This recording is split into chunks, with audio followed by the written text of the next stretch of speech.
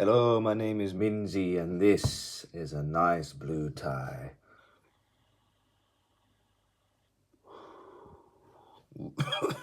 I'm gonna be seriously reducing my forced expiratory volume in 1 second over my forced vital capacity and giving myself some obstructive fucking pattern at this bloody date. But oof, it's fucking cold in here, fam. It's fucking cold. Yo, Cole Palmer, man. Get out of the room, man. You're making everything fucking cold in my room, bruv. You fucking G, Cole Palmer. You're a fucking G. Oh, man, he was absolutely smoking in that game versus Newcastle on Sunday. I know it's a little bit late that I posted this reaction, but you gotta understand, I arrived from London to Merseyside around 2 o'clock in the morning on Sunday and had a shift at 8 a.m. on Monday, so I needed to get to sleep. But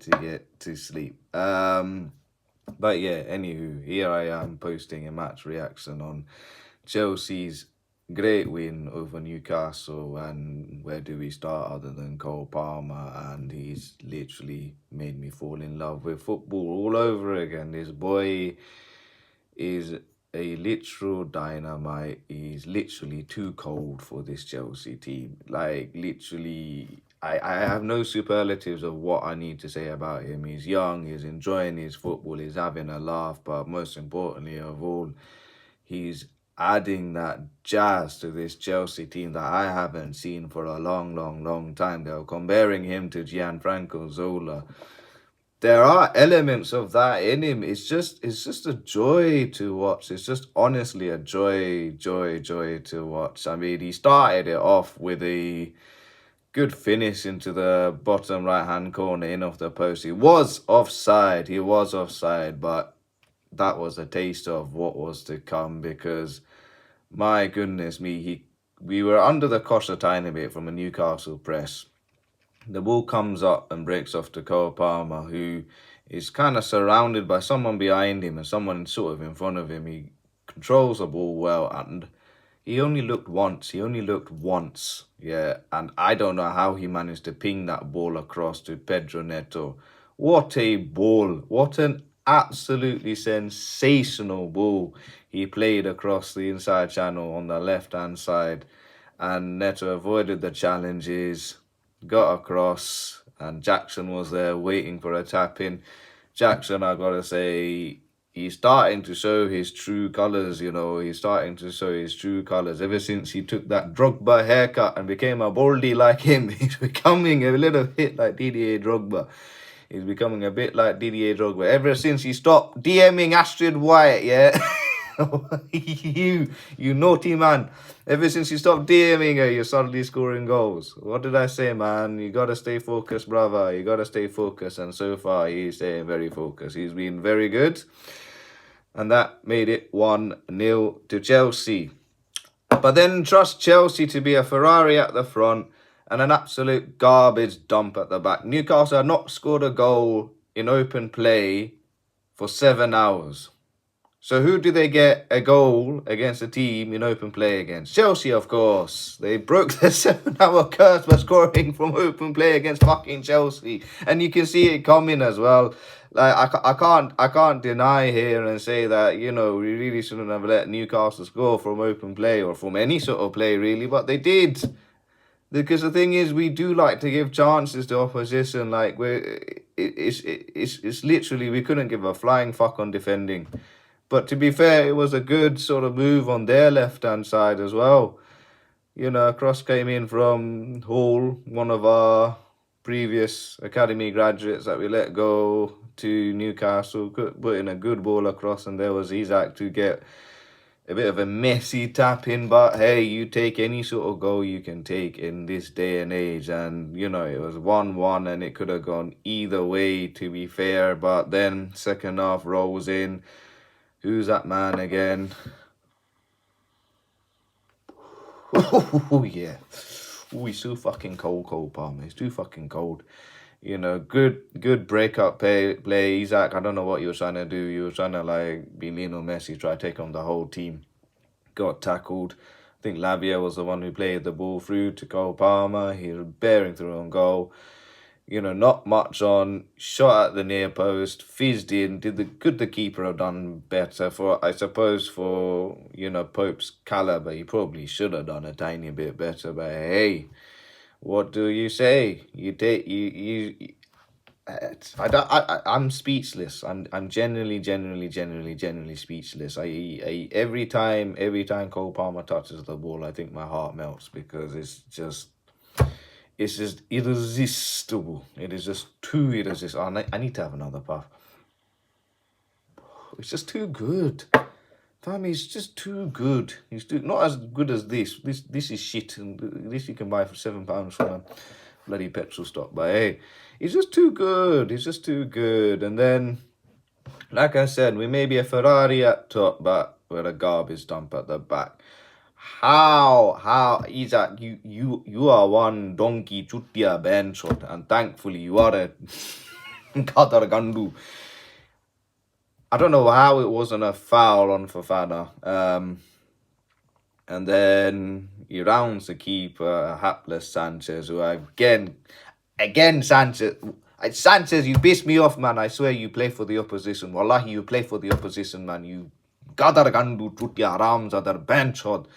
Every time, I told you, it doesn't matter if I watch you live on Sky, it doesn't matter if I'm in the stadium or if I watch you on a dodgy link where a nice little Janet is apparently 2 meters away from me. But you know what? Fuck you, man. Every time you make a decision, it's always incorrect. Right? Can you not learn basic keeping, yeah? If you're being surrounded by 3 opposition players closing you down, why are you trying to play out from the back? Just boot the ball out. And you can't even boot the ball out. In fact, you can't even make a pass. Fuck, you can't even make a pass. I'm not blaming you for the goal, by the way. I think, it was just genuinely good play. There's nothing you could have done about that. But there are other times, you could have literally have fucked this up for us. If it was the Liverpool team we played last week, they would have punished us. If it was Manchester City, they would have punished us. If it was Arsenal, they would have decked us 5-0 like last time. All right, so please, I can't stress this enough, mate. Please, just go back to basic tutoring for goalkeepers, man. Fucking hell, you're pissing me off, man. But anywho, Isaac, he rounds off Sanchez. Where was he? He rounds him off. How you didn't pass to Joe Linton on the other side for an easy tap-in? Even bloody, what's his face? Longstaff was there to have a tap-in. I know he was arriving slightly late, but the pass was on for Joe Linton on the far side on the left. It was so easy. You done the hard part. Why are you trying to sort out your feet to try and score, you greedy chutia, bro? The goal was there. And then it just got nervy. I thought Reece James was actually quite good because just before Isaac's brain fart, he saved a goal on the line, and then right at the end he made a great diving header and diverted the ball over the top of the bar. It was a frenetic finish, and Chelsea managed to hold on, and they're 5th in the table. Like I said, the last time I saw them that high up the table, I was smoking a good rollie somewhere in Bulgaria. It's just beautiful. It's just beautiful to see Chelsea that high up in the table, and hopefully they can get higher and higher. Sadly, no title. That got ended by Liverpool last week. Fuck's sake. Anyway, next game is, funny enough, Newcastle away again in the Carabao Cup, where obviously we'll be resting a lot of the first team players. To be fair, I think we might be going out. I won't lie. I think we might be losing this game to Newcastle this time at St. James's Park. They're going to play their first team. They'd want to, make a statement and say, like, fuck this. We need to get our season up and running again. We need to win a trophy. And maybe the Carabao Cup might provide that. And I think they might beat Chelsea. I hope our B team actually go out there and give them a good run for their money, and flex off our squad depth that we have. But I think Newcastle might just have enough to beat Chelsea. I think Anthony Gordon, they missed him on Sunday, so I think he'll be back for Wednesday, and I think they'll put out a statement victory against Chelsea. So we shall see. Like I said, I went to London. Yeah, still haven't unpacked. Yeah, met up with some fellow Manchester United fans who'd come back from the game in Istanbul, and I asked them, you might as well stay in London, man. You know, you guys got West Ham on Sunday, innit? What's the point in going back to Manchester? You might as well stay here for a couple of days. To which they went, you stupid dumb fuck, we live here. I know, it's a terrible joke, it's an old joke, but anywho. Point being is, fuck you lot, man. Fuck you lot and fuck West Ham. You stupid dickheads. You fucking cockney bastards. Fucking hell. Ah, you fucking wankers. Why did you have to beat Manchester United? You dickheads, bruv. Dickheads. Absolute dickheads. We hadn't won in Old Trafford since 2013. It's been over a decade since Chelsea last beat Manchester United, and now they had to sack Erik ten Hag. And to be honest, I saw it coming. I actually genuinely saw it coming. You might be thinking, how? He's been surviving every single embarrassing defeat after defeat after defeat. How did you know he was going to get sacked?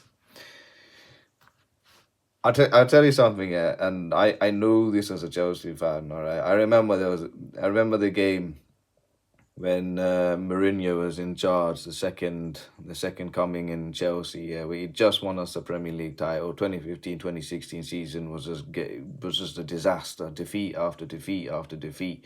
And then the final straw was Leicester City away in the Premier League. They went 2-0 up very quickly. Well, not very quickly, but they were 1-0 up before half-time. Then Riyad Mahrez scored a beautiful goal into the top left-hand corner to make it 2-0 in the second half. Chelsea got a goal back, made it 2-1. And then there was a play on the left-hand side. I don't know who put the ball through. And then there was Costa, like literally a couple of yards from goal. You know that old adage saying, you know, like that chance was so easy that my grandmother could have scored. You know, everyone's grandmother could have scored, but literally anyone's grandmother could have scored that goal. And instead, all I see him do is virtually give a pass back to the goalkeeper. He literally gently taps it to Kasper Schmeichel.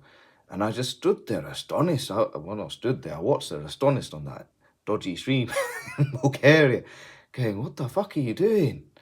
What are you doing? Like, I literally sat there and I went, you guys want Mourinho gone. Yeah, you guys literally want Mourinho gone. Remember those placards?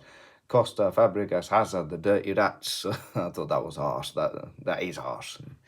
Can't be saying that about people, man. Nobody wants to see, you know, people sacked. But literally, I just stood there when these guys aren't playing for the manager at all. These guys aren't playing for the manager at all. So what's that got to do with for Erik ten Hag and how I knew he was going to get sacked this week? Well, Diego Dalot threw on goal, rounds Fabianski very easily. The goal's there at his mercy. Like, literally, he doesn't need to do anything. He just taps it into a nice open net. He leans back. It's almost like as if he's aiming to shoot it over the bar. It's almost like he's aiming to shoot over the bar.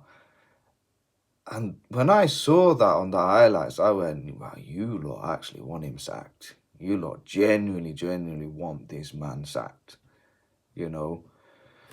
But hey, ETH has gone. And now these dickheads will actually end up playing football again. They'll beat Leicester City and they'll also beat Chelsea this fucking weekend. I thought I was going to watch a beautiful Chelsea victory at Old Trafford for the first time since 2013, and now that run is going to fucking wait. Fuck you, West Ham. You ruined my fucking weekend. So are we going to see 2 losses on the bounce for Chelsea? Probably. But let's see. Right now, Man United are 7 points above the relegation zone. Can we bring them closer? I don't think so. I think United will actually respond. And like I said, I think they'll end up winning. Will they win by the same scoreline, 2-1? Or maybe they might even surprise and win 4-1. 5-1. Who knows? Like I said, Chelsea's defence is like a garbage truck. And Sanchez, oh God. Fuck knows what this dickhead's going to do. He's going to end up passing the ball straight to fucking Fernandes, who's going to end up scoring a fucking hat-trick that game, knowing my fucking luck. But let's see. Let's see. So 2 big ones coming up. Newcastle United away Wednesday and Manchester United away on Sunday. So we shall see what will happen then. Until then, I'm going to leave another link. Please do kindly donate to the charity that I'm doing, and I wish you a very good morning. Until then, please politely fuck off.